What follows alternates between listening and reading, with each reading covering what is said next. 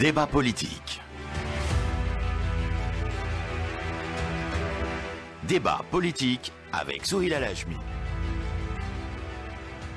Tous les samedis, de 13h à 14h sur Alger Chaîne 3.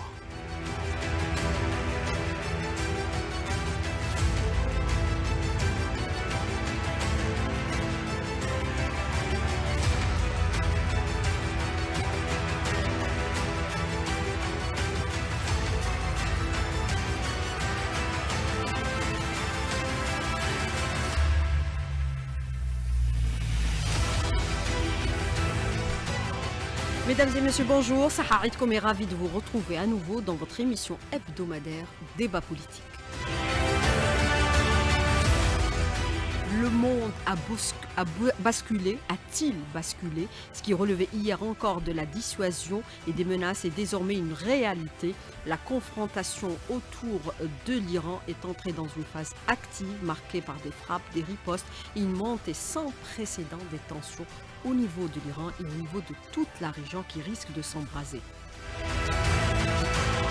Plus grave encore, le nucléaire n'est plus un tabou. Il est évoqué, brandi, utilisé comme instrument de pression dans un climat international de plus en plus instable. Mais cette guerre ne se joue pas uniquement et seulement sur le terrain militaire. Elle se déroule aussi dans les médias, sur les réseaux sociaux, dans les discours officiels. Une guerre de l'information où chaque camp tente d'imposer sa vérité, de légitimer ses actions et d'influencer l'opinion mondiale. Sommes-nous face à une guerre régionale appelée à s'étendre à d'autres régions du monde? Sommes-nous à la veille d'une troisième guerre mondiale? Le monde est-il entré dans une nouvelle ère ou une nouvelle ère de confrontation globale? Et c'est le débat que nous engageons cet après-midi et pour analyser, décrypter et décortiquer cette situation exceptionnelle que vit l'humanité, j'ai le plaisir de recevoir ici au niveau du studio M. Mahfoud Kaoubi, expert en géoéconomie et en finance, pour décrypter les répercussions économiques et énergétiques d'un conflit en cours au niveau de la région. Nous avons aussi en ligne avec nous, à partir de Montréal, Dr Ahmed Ben Saada, auteur et analyste politique, spécialiste des stratégies d'influence et de guerre hybride. Et nous avons aussi en ligne avec nous, à partir de l'île de la Réunion, M. Bruno Guy, qui est analyste politique, qui va aussi nous éclairer sur, bien sûr, les risques internationaux de cette crise majeure que connaît aujourd'hui l'humanité. Alors place au débat et à l'analyse. Débat politique avec Souheil El-Hachmi.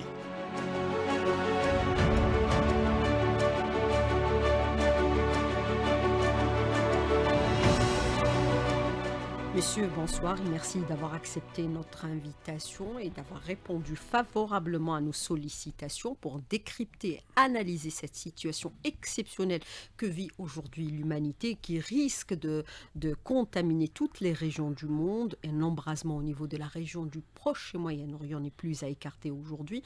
Alors première question avec notre invité qui est ici présent au niveau du plateau, Monsieur Mahfoud Kaoubi, qui est expert en géoéconomie et en finance, pour décrypter bien sûr avec nous cette situation.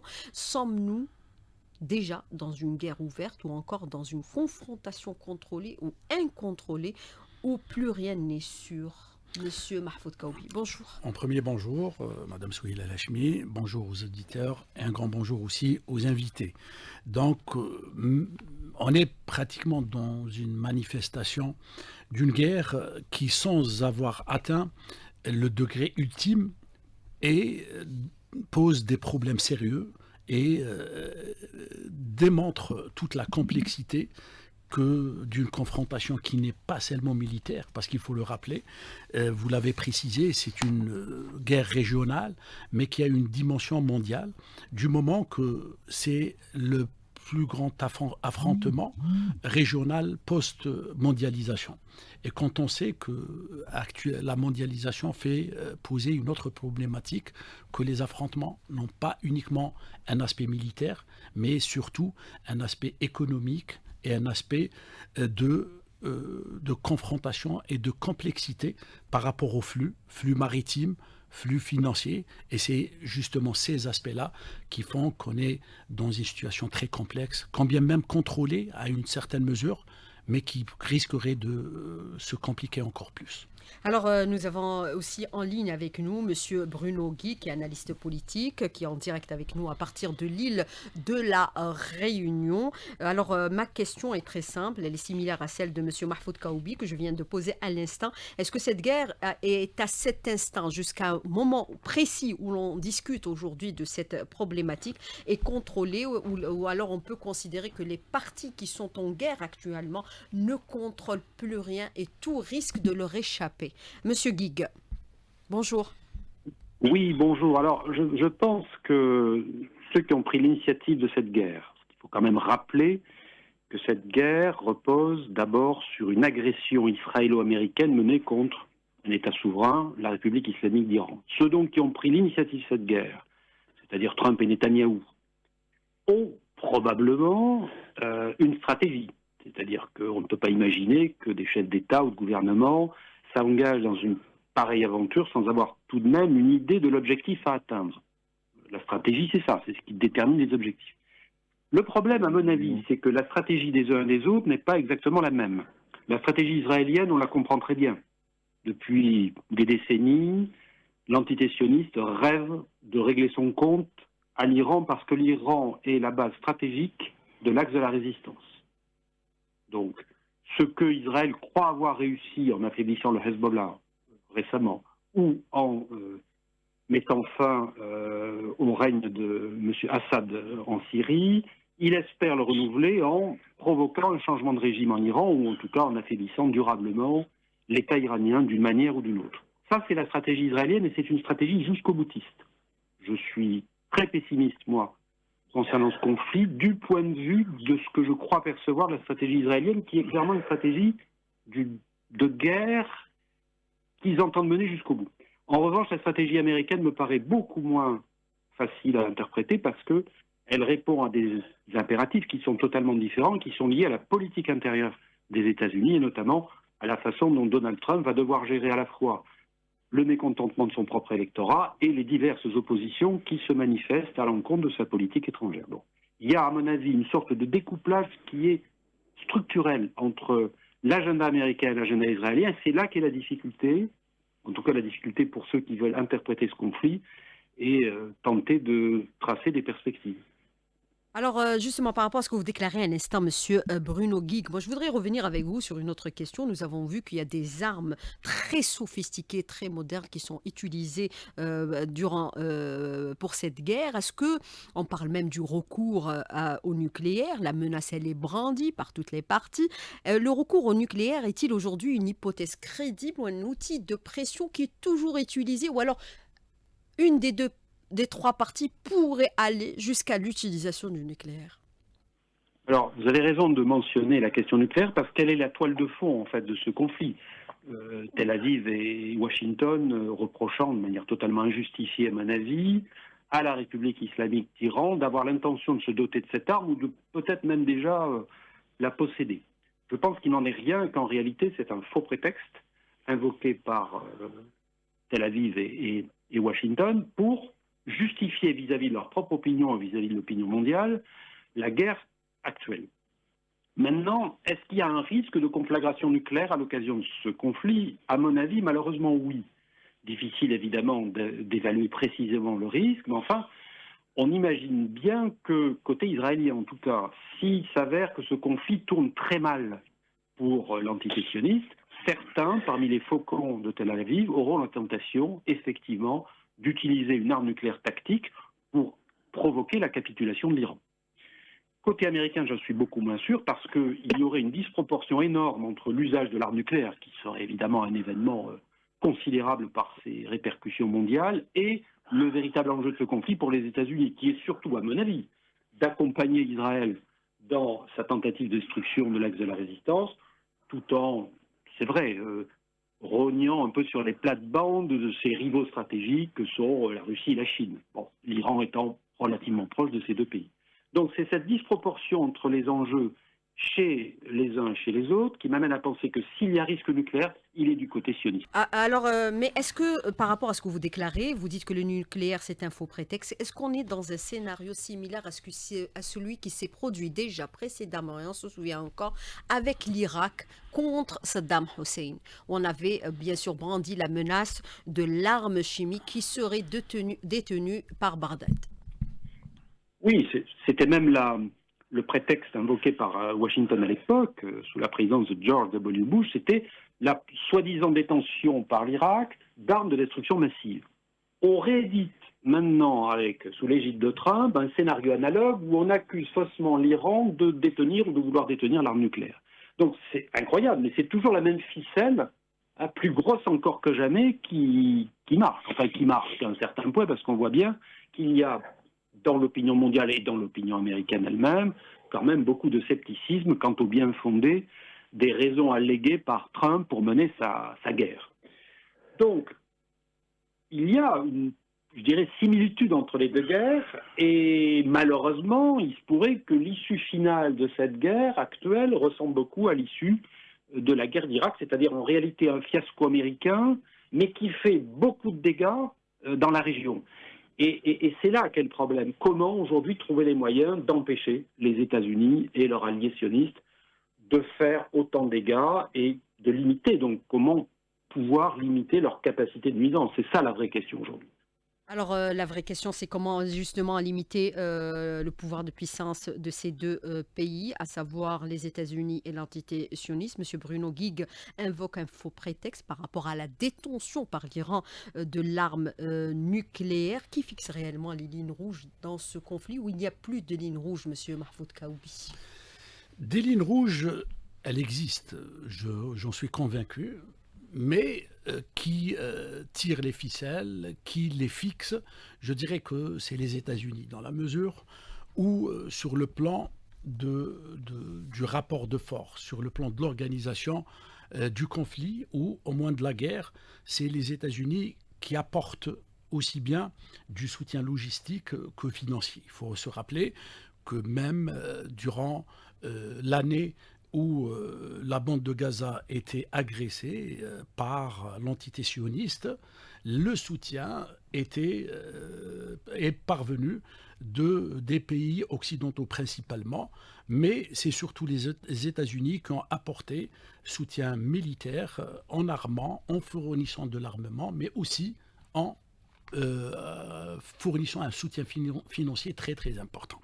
Ceci étant, c'est ce dénominateur commun entre les intérêts de l'entité sioniste qui ont un objectif important, celui d'éliminer la menace iranienne sous prétexte qu'elle soit une menace par la détention de l'arme chimique ou de l'arme nucléaire. Mais pourtant, l'arme nucléaire, elle est détenue par l'entité sioniste. Tout à fait. Mais en prétextant que l'Iran dispose de cette arme et qu'il pourrait l'utiliser dans un conflit avec Israël, l'entité sioniste justifie l'agression, parce qu'il faut rappeler que l'entité sioniste qui a commencé l'agression et qui a commencé la guerre.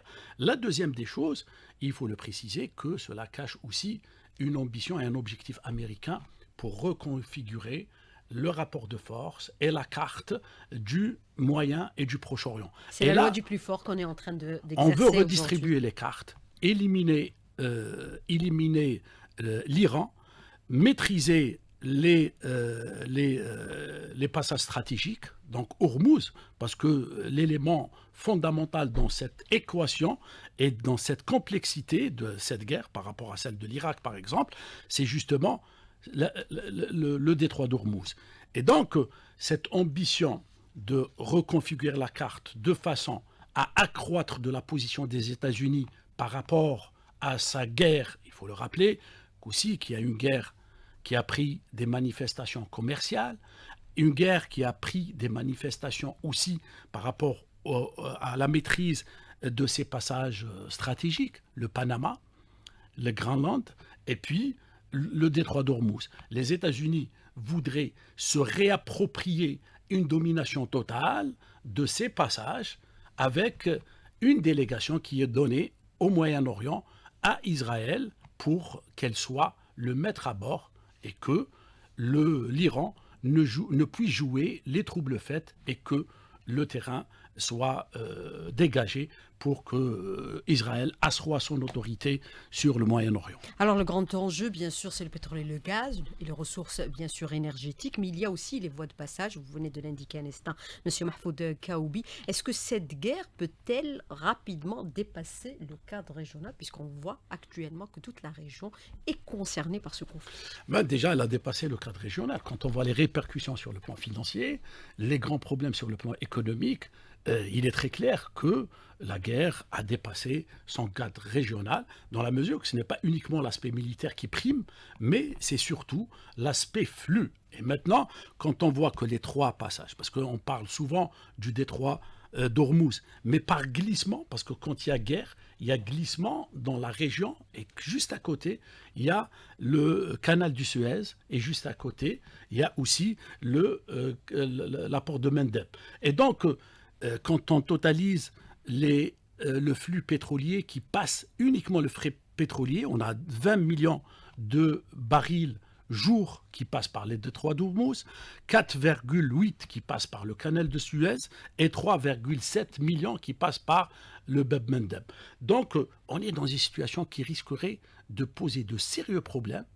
À l'échéance de 3 mois, ça risquerait d'affecter et la contagion pourrait non seulement toucher l'Europe, qui est le premier continent à souffrir de cette guerre, mais qui pourrait toucher aussi bien la zone de l'Asie du Pacifique et qui pourrait même toucher les États-Unis.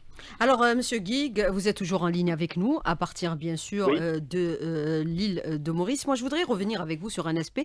Est-ce qu'on peut considérer que aussi bien l'entité sioniste que les Américains avaient calculé les préjudices que pouvait générer justement cette attaque contre l'Iran, ou alors les choses les dépassent totalement aujourd'hui, ils n'arrivent plus à contrôler plus rien? Oui, alors je crois que pour répondre à notre question, là aussi, il faut distinguer stratégie américaine et agenda israélien. Côté américain, je crois que Trump s'est fait des illusions sur la possibilité d'une guerre relativement courte et fructueuse. Voilà, c'est-à-dire que en utilisant les moyens colossaux dont dispose l'armée des États-Unis, il pensait pouvoir, en provoquant, comme en Irak en 2003, le choc et l'effroi, amener les dirigeants de Téhéran à récipiscence ou à provoquer éventuellement changement de régime interne, voire à véritable bouleversement des équilibres politiques du pays en utilisant la 5e colonne qui existe, on le sait bien, en Iran. Ça, c'était l'agenda américain, qui est quand même malmené aujourd'hui par le cours des événements, dans la mesure où cette guerre, qui devait être relativement courte et décisive, va entrer là pratiquement dans son premier mois d'existence. Et puis il y a l'agenda israélien, alors qui est tout à fait différent. Parce que l'agenda israélien, en fait, c'est un agenda qui consiste à mener une guerre de très longue durée contre un ennemi qu'on juge irréductible, avec lequel il n'y aura jamais de compromis possible, si ce n'est de façade, puisque l'Iran, encore une fois, est la base arrière de l'axe de la résistance, et que c'est cet axe de la résistance qu'il s'agit pour les sionistes de démanteler complètement. Donc je dirais, autant côté américain, on se soucie quand même un peu des répercussions économiques et mondiales du conflit en cours, parce qu'elles auront des conséquences négatives sur le mode de vie des Américains eux-mêmes, des habitants des États-Unis eux-mêmes. Autant côté israélien, à mon avis, on se fiche complètement de ce qui va se passer dans les pays de la région, voire même dans l'ensemble du monde. Le système sioniste est complètement autocentré. Ce sont des gens qui vivent dans une bulle, sur un mode quasi autistique, où ils considèrent qu'en dehors de eux et de leur vie si précieuse, tout le reste n'a strictement aucune valeur. Donc là encore, il faut peut-être souhaiter que ce qui reste tout de même de réalisme résiduel côté américain l'emporte sur le jusqu'au-boutisme complètement apocalyptique qui, à mon avis, anime les dirigeants de Tel Aviv. Mais on ne sait pas des deux qui va l'emporter, sachant qu'évidemment, la troisième variable, et elle est sans doute la plus importante, c'est la capacité de résistance des Iraniens, aidés par les uns et par les autres. On peut y revenir, si vous voulez, que ce soit la Russie ou la Chine. Et donc, fort de cette capacité de résistance, la capacité qui sera la leur de mettre fin, tout simplement, à une guerre qui a été déclenchée par l'agresseur et dont l'Iran se serait évidemment volontiers passé. Et nous avons aussi en ligne avec nous à partir de Montréal, Dr Ahmed Ben Saada, qui n'est plus à présenter. Nous avons le plaisir, bien sûr, de l'avoir avec nous au bout du fil. Il est analyste politique, spécialiste des stratégies d'influence et de guerre hybride. Nous avons vu ce conflit, on le voit et on le constate aujourd'hui. Le Moyen-Orient est devenu le théâtre d'un affrontement global par procuration. La raison principale, bien sûr, tout le monde est unanime sur la question, les ressources énergétiques et les voies de passage et la volonté de domination de l'entité sioniste au niveau de la région. Peut-on aujourd'hui parler d'une véritable guerre médiatique parallèle au conflit militaire contre l'Iran, Dr Ahmed Ben Saada, puisque nous avons vu que les médias, de par ce fait, de par l'actualité, sont devenus quasiment le premier pouvoir?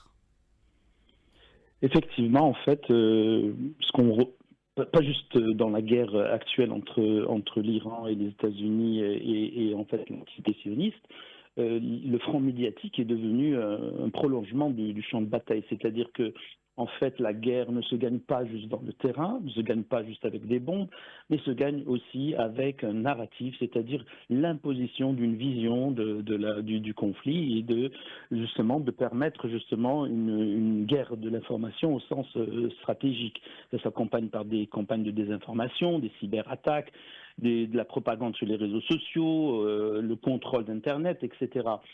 Dans le cas qui nous concerne, c'est-à-dire le cas de la guerre que mènent ces deux pays contre l'Iran, j'aimerais juste citer le chef d'état-major interarmée américaine, le général Don Kane, qui a déclaré en fait que les opérations spatiales et cybernétiques coordonnées ont efficacement perturbé les réseaux de communication et les capteurs en Iran avant l'attaque, privant ainsi l'adversaire de la capacité de voir et de coordonner et de réagir efficacement. Donc ça, c'est en fait le chef d'état-major, c'est-à-dire c'est un militaire de haut rang qui parle justement de ces attaques qui sont des attaques cybernétiques, des attaques informationnelles et qui ont pour but justement de gagner la guerre du point de vue psychologique. Je rappelle que la plupart des états-majors maintenant des pays occidentaux, en particulier les Américains et ceux de l'OTAN, mènent des guerres cognitives. En fait, les guerres cognitives sont des guerres dont les effets recherchés ne se limitent pas juste au contrôle de l'information, mais au contrôle en fait, du cerveau, de l'arbitrage. Non seulement on cherche on agit sur ce que pensent les individus, mais aussi on agit sur la façon avec laquelle ils vont penser. Et je rappelle que en fait, un des buts recherchés, et en fait c'est l'erreur dans laquelle sont tombés les deux pays belligérants, c'est de croire qu'après quelques bombes et après quelques messages, messages bien diffusés dans les réseaux sociaux, que le régime allait tomber. Et quand on dit régime allait tomber, c'est-à-dire il tombe de l'intérieur, c'est-à-dire qu'il y avait eu avoir une réaction populaire qui mène justement à un regime change à l'intérieur.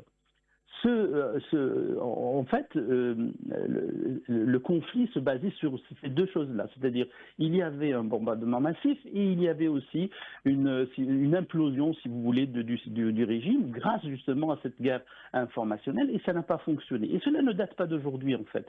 Je vous rappelle qu'avant le printemps arabe, déjà en 2009, il y a eu ce qu'on appelle la révolution verte qui avait donc vu des manifestations populaires dans les rues de Téhéran et ailleurs. Et dans ce moment-là, le Twitter venait de commencer. Il prenait quand même de l'ampleur et il y avait eu, je me rappelle, des travaux de maintenance au niveau de Twitter, et c'est la secrétaire d'État en personne, Hillary Clinton, qui a contacté le patron de Twitter, Jack Dorsey, pour lui dire de reporter les travaux de maintenance pour justement que les cyberactivistes iraniens puissent mener, entre guillemets, leur révolution. Donc tout cela, ça fait partie de la guerre actuellement. Donc nous ne pouvons pas dissocier la guerre, je veux dire, traditionnelle de la guerre informationnelle qu'on voit un peu partout. Ça n'a pas fonctionné en Iran en 2009, ça n'a pas fonctionné en 2014, ça n'a pas fonctionné tout récemment, parce que l'Iran est un des rares pays où vraiment les guerres médiatiques ont été, avant même le bombardement de l'année passée, la guerre des 12 jours ou la guerre qu'on voit actuellement, il y a eu des bombardements informationnels pendant de nombreuses années et ça n'a jamais fonctionné. Et c'est là où je trouve que ces deux pays, que ce soit l'entité sioniste ou les États-Unis, ne comprennent pas exactement ce que veut dire avoir une histoire, avoir une culture telle que celle de l'Iran. Ils ne comprennent pas le fonctionnement de la société iranienne, qui a en fait réussi, malgré 47 ans d'embargo, d'avoir des universités extrêmement performantes, des chercheurs de très haut niveau, et aussi, malgré tous les bâtons dans les roues qui ont été menés par les pays occidentaux, et en particulier les États-Unis, ont réussi justement à créer cette force de frappe et cette cohésion nationale, malgré toutes les vicissitudes de la volonté de détruire ce pays-là. Oui, mais justement, par rapport à ce que vous déclarez un instant, monsieur Dr Ahmed Ben Saada, je suis tentée de vous poser une question, et très rapidement, s'il vous plaît, pour la réponse. Est-ce qu'on peut considérer, dans le contexte global de ces tensions et de ces guerres et de ces conflits, que les médias internationaux sont devenus des acteurs et des instruments dans les conflits? C'est similaire à ce qu'on a vécu à l'époque. Ça a commencé avec l'Irak et CNN, dont les journalistes avaient été embarqués à bord des chars. Exactement. Il y avait ce qu'on appelle les journalistes embedded, c'est-à-dire embarqués, et maintenant c'est les médias, en particulier les médias, disons mainstream, qui sont embarqués, même s'ils ne sont pas dans le terrain du conflit, ils sont embarqués du point de vue idéologique, etc. Mais il n'y a pas que ça. Nous avons vu par exemple que l'État sioniste a investi 6 millions de dollars pour former ChatGPT à être pro-israélien. Nous avons vu aussi qu'elle a payé 7 000 dollars par publication certains influenceurs pour justement donner un narratif pro-israélien. Nous avons vu qu'elle a intervenu au niveau de TikTok parce que TikTok devenait un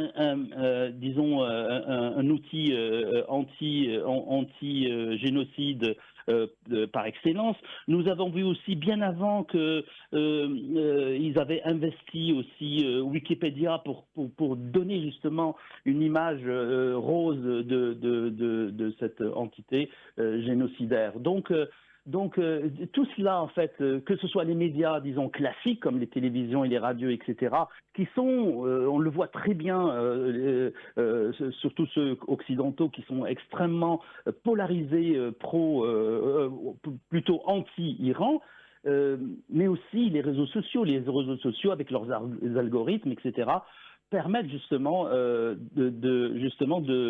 donner une image positive pour quelque chose qui ne l'est pas.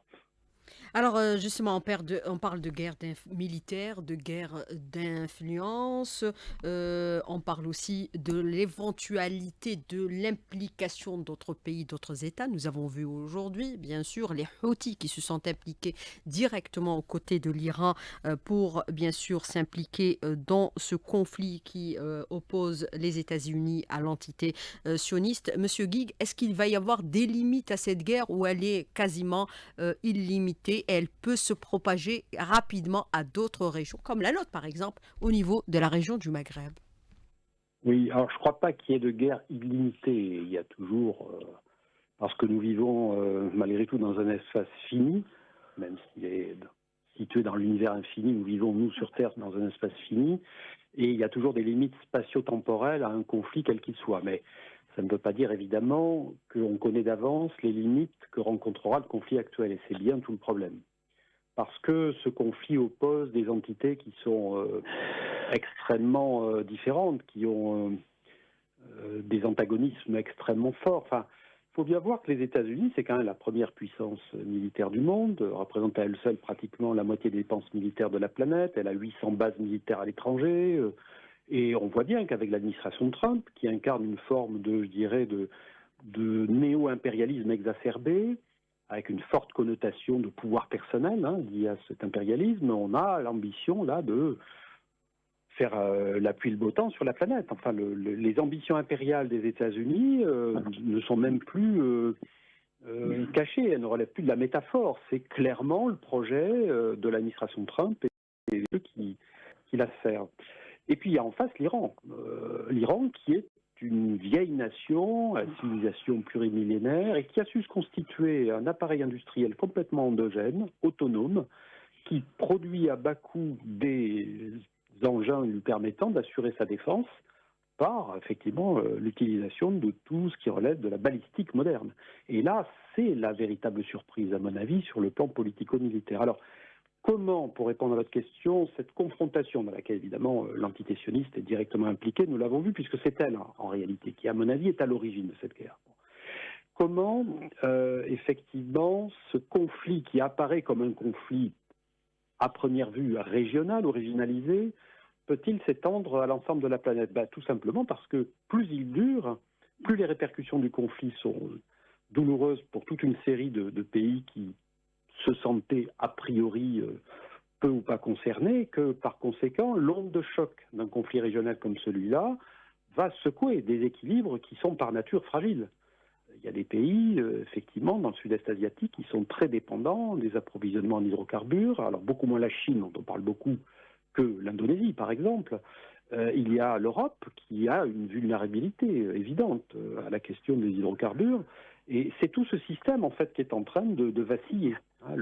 La dépendance de tout le système capitaliste mondial à l'égard des approvisionnements en hydrocarbures du Moyen-Orient. Or, le paradoxe, c'est que c'est le chef de file de l'impérialisme occidental, celui qui incarne finalement l'état-major de ce que Samir Amin appelait la triade, les États-Unis avec Trump, qui a précisément donné le coup de pied dans la fourmilière. Alors, sur injonction sioniste, c'est ça qu'il ne faut pas perdre de vue. Quand on se demande si c'est le chien qui remue la queue ou la queue qui remue le chien, il est évident que tout ce que fait Trump, en fait, est dicté par l'allégeance de l'oligarchie états-unienne à l'entité sioniste. Mais Monsieur Bruno Guigues, ma question est très simple. Je voudrais une réponse aussi directe. La Chine et la Russie, est-ce qu'ils pourraient s'engager militairement dans cette guerre? Votre question a le mérite de la clarté. Ma réponse, pour l'instant, est plutôt négative. Pourquoi? D'abord, il n'y a aucune alliance entre l'Iran et la Russie, ni entre l'Iran et la Chine. Il n'y a pas de traité d'alliance militaire en bonne et due forme.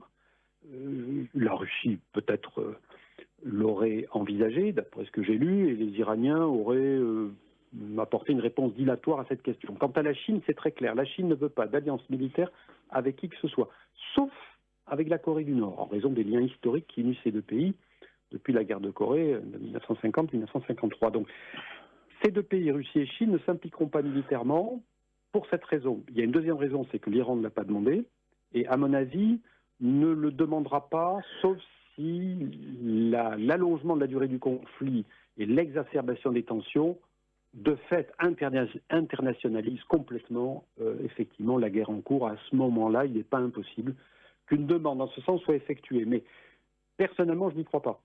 Tout simplement parce que l'Iran, à mon avis, de ce que nous voyons, a la capacité de résister à l'agression israélo-américaine, même si ce n'est pas sans un coût humain et un coût matériel très important. Elle a, la République islamique d'Iran, la capacité de résister, notamment parce qu'elle bénéficie probablement d'une aide logistique, technologique, y compris dans le domaine militaire, de la Russie et de la Chine, qui, si ces deux pays ne s'impliquent pas, effectivement et officiellement, n'en sont pas moins partie prenante du conflit.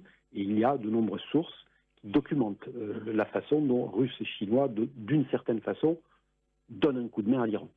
Alors, Monsieur Mahfoud Kaoubi, Monsieur Bruno Guigues dénonce bien sûr les volontés impériales américaines, dont un des plus hauts responsables a glorifié la colonisation occidentale. On est tenté de poser la question, est-ce qu'il y a des pays qui seront à l'avenir épargnés, ou alors aucun pays ne sera épargné également au niveau de notre région et notre pays? Puisque dans l'agenda israélien, ils disent du Nil au Euphrate, après l'Iran, ça sera l'Égypte, et ça sera également l'Algérie. Écoutez, Madame Souhila El Hajmi, en tous les cas, aucun pays, aucune région, aucun espace ne pourrait être épargné. D'ailleurs, si on revient à l'observation, ce qui se passe depuis 2008 et la crise du subprime, au jour d'aujourd'hui, c'est une évolution des logiques d'affrontement et des guerres. On a commencé à parler des guerres commerciales et des sanctions commerciales. Il faut donc, on a bien utilisé le mot guerre, ce qui signifie affrontement et ce qui signifie utilisation de tous les moyens de domination. Et comme l'a très bien précisé Dr Ahmed Ben Saada, cet échec de la mondialisation a rendu cette partie impérialiste ou ce monde impérialiste beaucoup plus agressif. Parce que ce monde avait trois moyens pour asseoir, ou trois instruments pour asseoir sa domination sur l'autre monde. Un moyen commercial, en maîtrisant les flux et en dominant les espaces commerciaux, ce qu'il a perdu d'une manière évolutive avec l'émergence du monde nouveau, principalement la Chine, l'Inde, la Russie. Le deuxième moyen dont il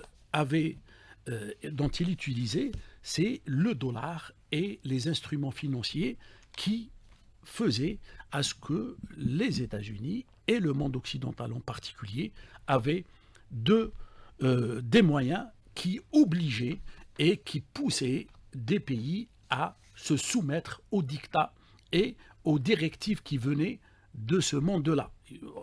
On rappelle uniquement la batterie de sanctions que le monde occidental a imposées à la Russie, allant de l'exclusion du système de SWIFT, allant à des sanctions commerciales, maritimes principalement, jusqu'à la saisie des biens financiers que détenait la Russie un peu partout dans les banques et les établissements financiers occidentaux. Et puis, il y a cet élément militaire. Donc la manifestation, on commence par les sanctions commerciales, les sanctions financières, mais si ces instruments sont avérés inefficaces, il est systématiquement fait appel aux moyens militaires. Et ce n'est pas uniquement en Iran, puisqu'on parle de l'Iran aujourd'hui, d'autres espaces ont vu l'utilisation des moyens militaires pour asseoir la domination et donc imposer une logique et un rapport de force qui s'appelle un rapport de force post-échec de la mondialisation. Donc, aucun pays, aucun espace, dans la mesure où le monde impérialiste veut disposer, sécuriser ses approvisionnements en matières premières et principalement en hydrocarbures. Et deuxièmement, disposer d'espaces de commercialisation et priver l'autre monde, la Chine principalement, de ces espaces et donc d'accroître ses positions de domination et de compétitivité économique. Et c'est dans ce sens que l'évolution est passée de guerre commerciale à de guerre financière, mais aussi et maintenant de guerre militaire qui pourrait se propager dans d'autres espaces, dans l'Afrique ou d'autres espaces que le Moyen-Orient. Alors justement, par rapport à ce que vous déclarez à l'instant, M. Mahfoud Kaoubi, vous parlez bien sûr des préludes à la guerre militaire, vous parlez de sanctions, de pressions qui sont exercées sur les États et les pays. Alors, Dr Ahmed Ben Saada, est-ce qu'on peut considérer que le soft power en fait partie également? Et quels sont les mécanismes concrets aujourd'hui de désinformation que nous observons au niveau des médias qui mènent automatiquement à la diabolisation de l'autre et qui sont aussi diffusés dans les couvertures de tous les conflits, également ce conflit actuellement, celui de l'Iran. Oui, bien sûr, le soft power a longtemps joué un rôle très important. Les États-Unis en particulier ont beaucoup joué là-dessus. Mais avec la venue justement de Donald Trump, il a en fait essayé de casser tous les leviers qu'il avait en justement coupant les subventions de USAID, les subventions de la NED, etc.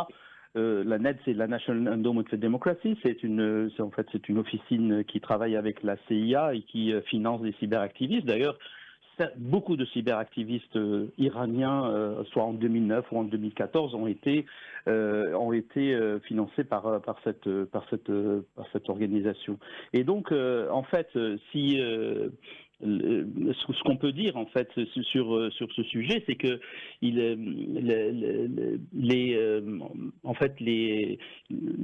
la volonté justement de désinformer, de mésinformer, de mal informer a une incidence sur les conflits et donc ce qu'on peut juste ajouter, c'est que toute l'appareil, disons, de désinformation américain peut avoir une incidence sur le conflit. Malheureusement, dans le cas de l'Iran, ça a été essayé à plusieurs reprises et ça n'a pas fonctionné. Ce qui veut dire en fait que la résilience d'un peuple peut être extrêmement importante. Et pour rebondir sur la question que vous avez posée juste avant la mienne, en fait, ce qui va se passer dans le monde actuellement va dépendre de la réponse que va avoir l'Iran à ces deux agresseurs qui sont l'entité sioniste et les USA. C'est-à-dire que si l'Iran impose ses conditions et impose un cessez-le-feu, ça va être une très grande leçon pour ces deux pays qui ne connaissent en fait, que ce soit Donald Trump ou le Premier ministre de l'entité, qui ne connaissent que le bâton, c'est-à-dire avoir ce qu'on appelle la doctrine de Monroe, c'est-à-dire utiliser le bâton et ne pas utiliser la diplomatie. Je rappelle que on avait un accord, qui est l'accord JCPOA, l'accord qui a été signé en 2015. C'est un accord qui était satisfaisant pour de nombreux pays qui avaient participé justement à la signature de cet accord, et que le retrait en 2018 de Donald Trump a justement créé cette situation. Et cette situation n'est pas, comme le soulignait très bien mon ami Bruno Guig, cette situation-là est due justement aux leviers israéliens qui ont poussé justement au pourrissement de la situation. Alors, monsieur Dr Ahmed Messaada, je vais vous poser une question que je vais poser aussi à monsieur Mahfoud Kaoubi dans un instant. Les États-Unis et l'entité sioniste ne font qu'un. Alors, c'est à moi de répondre ? Docteur Ben Saad. Oui, c'est à vous. Oui, ok.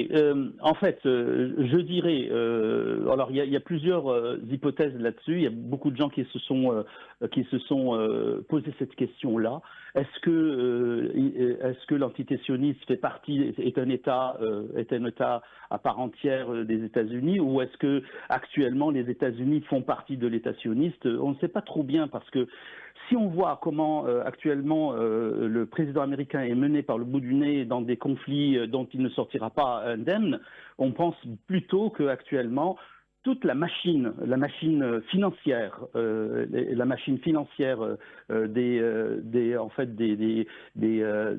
fondations pro-israéliennes américaines comme AIPAC et d'autres ont leur mot à dire. Je vous rappelle que Trump a été élu avec les millions de nombreux donateurs pro-israéliens, en particulier le couple Adelson. Et donc, et aussi, actuellement, on ne peut pas ne pas parler du dossier Epstein, qui, à mon avis, pèse lourdement sur l'avenir du président Trump. Donc, ces deux choses-là, ces deux leviers, le levier financier et le levier du chantage Epstein, peut avoir son incidence sur les relations entre les deux pays, et c'est très mauvais pour la démocratie américaine. Si on peut parler actuellement de démocratie, c'est beaucoup plus une dictature unidirectionnelle, de toute façon dans les deux cas, dans les deux pays cités, et donc on peut dire actuellement que cette imbrication entre l'entité sioniste et les États-Unis est extrêmement très malsaine, parce qu'elle a une incidence sur le sort de millions de personnes à travers le monde. Alors, Monsieur Bruno Guigues, vous êtes toujours en ligne avec nous à partir de l'île de la Réunion. Je corrige par rapport à tout à l'heure. Je voudrais vous poser une question directe.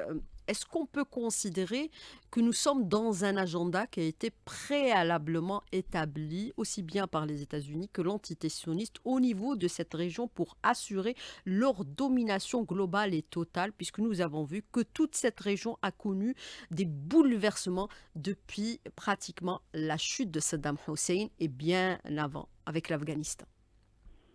Oui, je pense qu'il y a un agenda qui est parfaitement illustré d'ailleurs par le fameux plan Wolfowitz, du nom de Paul Wolfowitz, qui a été secrétaire d'État adjoint aux États-Unis avant d'être président de la Banque mondiale et qui avait clairement énoncé les objectifs, on était dans les années 1995, d'une mainmise de l'impérialisme, je dirais américano-sioniste, sur l'ensemble des pays de la région, dans la mesure où certains de ces pays s'opposent à cet hégémonisme, et à ce moment-là, on envisageait des solutions radicales. Et la liste est connue. Enfin, il y avait effectivement la Libye, le Soudan, la Syrie, le Liban, l'Irak, l'Iran. C'est-à-dire que tous les pays qui, peu ou prou, à un moment donné de leur histoire, s'opposaient et qui s'opposent encore à l'hégémonisme israélo-américain étaient dans la ligne de mire. Donc, on a vu ce plan se dérouler.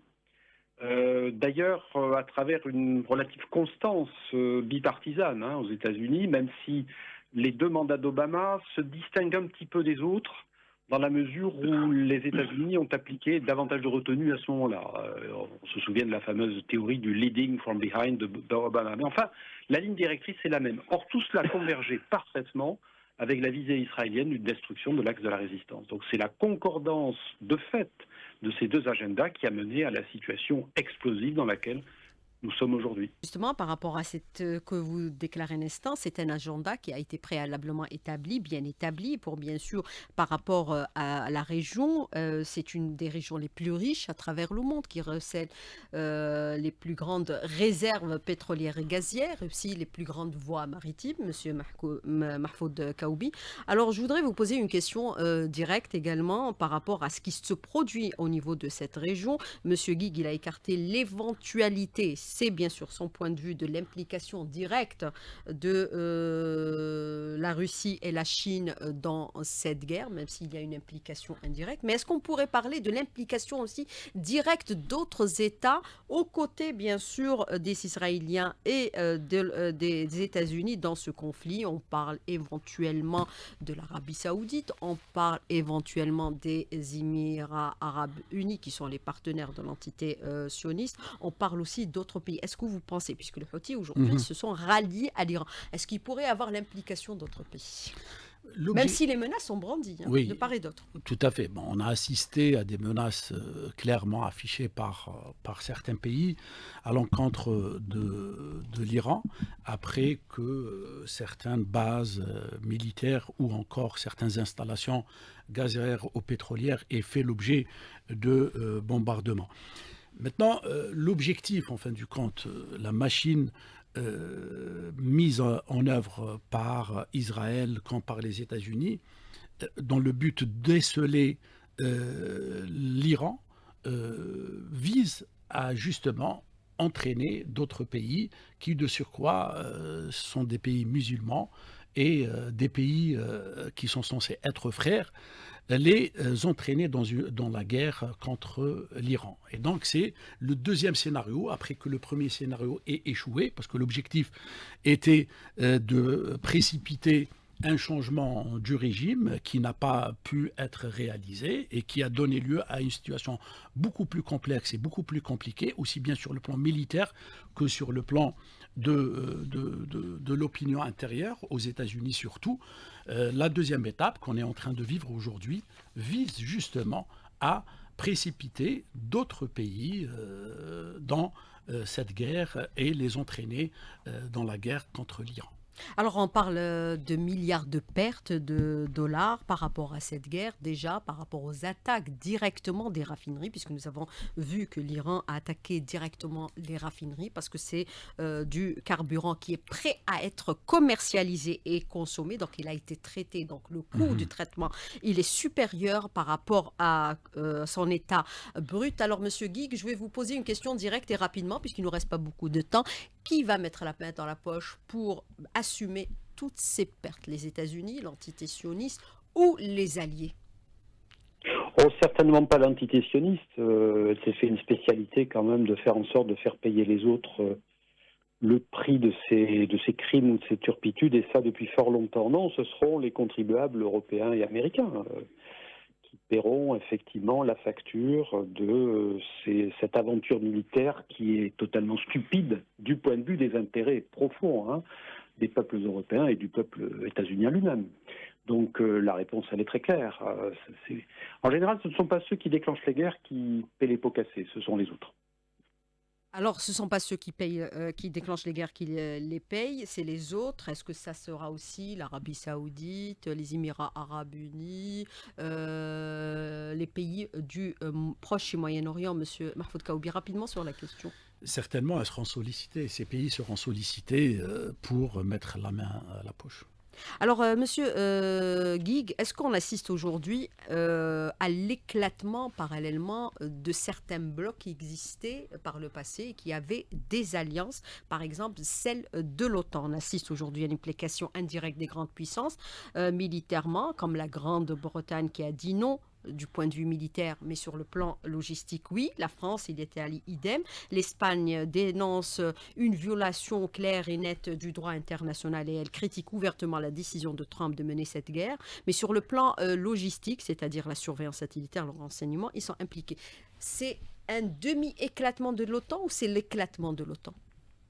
Oui, c'est tout au plus un demi-éclatement parce que le traité de l'Atlantique Nord ne prévoit pas que lorsqu'un des pays membres attaque un autre pays, tous les pays membres de l'Alliance doivent se ranger sous sa bannière. Il prévoit l'automaticité d'une intervention défensive au profit d'un pays membre de l'Alliance qui serait attaqué par un pays tiers. D'accord?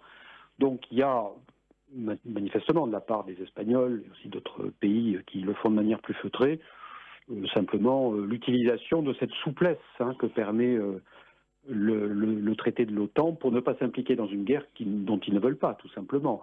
Je dirais, pour le coup, c'est une preuve quand même, c'est la preuve d'un certain bon sens de la part de la plupart des gouvernements européens, pour l'instant, et une preuve de vrai courage de la part du gouvernement espagnol. Les grands perdants de cette guerre, avec ses conséquences, c'est l'Europe aujourd'hui. Les États-Unis veulent indirectement asphyxier l'Europe. Je ne pense pas. Je ne pense pas que ce soit aussi simple que ça. D'abord parce que les États-Unis n'ont pas nécessairement intérêt. Alors d'abord, quand on parle des États-Unis, on parle de qui? Il y a bien sûr au sein de l'oligarchie qui règne aux États-Unis une fraction qui, pour l'instant, me semble-t-il, est hégémonique, mais qui est liée au complexe militaro-industriel. Que cette fraction hégémonique ait intérêt à la guerre, oui, même si elle sera coûteuse pour les Européens. Mais ça, c'est pas les États-Unis. C'est-à-dire, c'est plus compliqué que ça, si vous voulez. Je pense qu'il faut toujours faire la part des différentes fractions antagonistes qui existent à l'intérieur d'un même bloc hégémonique dans un pays comme les États-Unis, qui est quand même un pays complexe. Monsieur Guig, après l'Iran, c'est l'Égypte et l'Algérie. Mais tout est possible. Si ces pays se mettent en travers de la route de ce néo-impérialisme hystérique qu'est celui de Donald Trump, il n'est pas du tout impossible qu'il fasse les frais de ces turpitudes à venir. Bon, là, on est quand même un petit peu quand même là dans l'anticipation de ce qui pourrait se passer après un conflit qui, pour l'instant, est toujours en cours et dont on ne voit pas l'issue. Donc, je pense qu'il faut, à mon avis, dans l'appréciation de l'évolution des rapports de force, se montrer assez prudent. Monsieur Dr Ahmed Saada, Ben Saada, vous êtes toujours en ligne avec nous. Alors, les stratégies de communication des États s'apparentent-elles aujourd'hui désormais à des opérations d'influence à grande échelle, des opérations de guerre médiatique?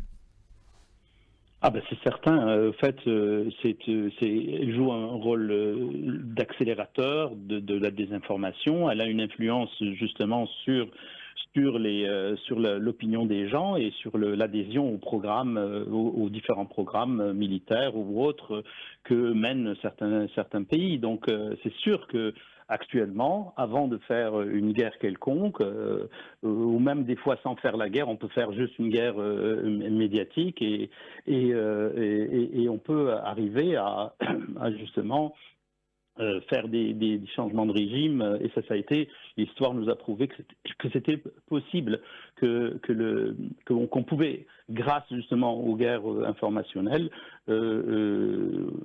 pouvoir justement déstabiliser des pays. Et c'est pour ça que c'est très important que toutes les armées du monde se dotent justement d'un appareil de guerre et de contre-guerre ou contre la guerre informationnelle. Et ça, c'est impératif. Et avec les réseaux sociaux, l'augmentation, la rapidité des informations et l'intrusion justement des réseaux sociaux dans la vie sociale, c'est devenu quelque chose d'impératif. Est-ce que peut-on considérer que la bataille de l'image et du récit est devenue aussi importante que la bataille militaire, puisque nous avons vu dans notre pays, on a alerté sur le fait aujourd'hui qu'on ne prend plus en considération la voie diplomatique, on prend automatiquement la voie militaire et la voie de la désinformation. Vous savez, les réseaux sociaux sont devenus les architectes des opinions mondiales. C'est eux qui filtrent l'information, ils renforcent ce qu'on appelle les biais cognitifs, ils provoquent des réactions émotionnelles, etc. Donc c'est sûr que tout ce qui est maintenant relatif à l'information est très très sensible. Et donc nous avons vu même des pays faire des campagnes médiatiques contre d'autres. Je vous rappelle par exemple qu'il n'y a pas longtemps, au niveau des élections municipales françaises, le lobby pro-israélien Elnet a essayé d'influencer les élections françaises contre la France insoumise, contre des candidats de la France insoumise, parce que les candidats de la France insoumise n'avaient pas, disons, une même vision sur l'État sioniste que le voulait lui-même ces lobbies. Donc il y a, vous savez, nous avons beaucoup vu le fils du Shah tout récemment. Ça a été une campagne analysée par des spécialistes des médias, et on voit que il y a eu énormément d'interventions, de placements d'images. On a vu beaucoup le fils du Shah à différents endroits, sur les couvertures des magazines, etc. Pour justement, et ce qui est bizarre, c'est que en fait, ce qui est le plus honni en Iran, c'est justement le régime du Shah, et on essaye d'imposer une image comme ça. Donc tout cela fait partie de cette nouvelle façon de faire des guerres. Docteur Ahmed Ben Saada, merci d'avoir répondu à nos questions. Alors, Monsieur Mahfoud Kaoubi, il faut être extrêmement prudent suivre de très près l'évolution de ce conflit pour bien sûr prendre les dispositions qui s'imposent, même si notre pays est fortement en ce moment sollicité par rapport au gaz. Oui, donc il faut être très très prudent. Renforcer le front interne. Renforcer le front interne. D'ailleurs, l'expérience, l'Iran le prouve. Donc l'organisation du système de gouvernance et le renforcement et la maturité du front intérieur ont été deux remparts qui ont permis justement à l'Iran de résister à cette agression qui jamais égalable antérieurement. Alors, Monsieur Bruno Guigues, en 20 secondes, est-ce qu'on pourrait penser qu'une issue favorable à ce conflit serait peut-être dans les jours à venir? Rapidement sur la question, parce qu'il ne nous reste pas beaucoup de temps. J'ai juste 20 secondes avec vous.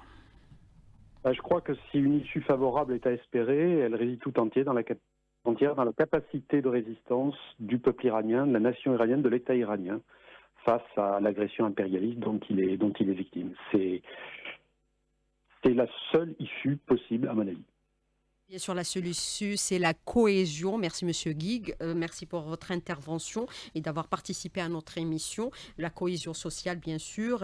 Nous sommes face à un conflit aux multiples dimensions, militaire, nucléaire, économique et informationnelle. Il faudrait être extrêmement prudent par rapport à l'évolution de cette situation. Je remercie tous nos invités qui étaient en direct avec nous en ligne. Dr Ahmed Ben Saada, Monsieur Mahfoud Kaoubi qui était ici présent avec nous au niveau du studio, et Monsieur Bruno Guigues qui est analyste politique politique en direct au téléphone à partir de l'île de la Réunion. Merci messieurs, j'aurai le plaisir de vous retrouver samedi prochain pour un autre thème. En attendant, Sahaïd, comme et à bientôt.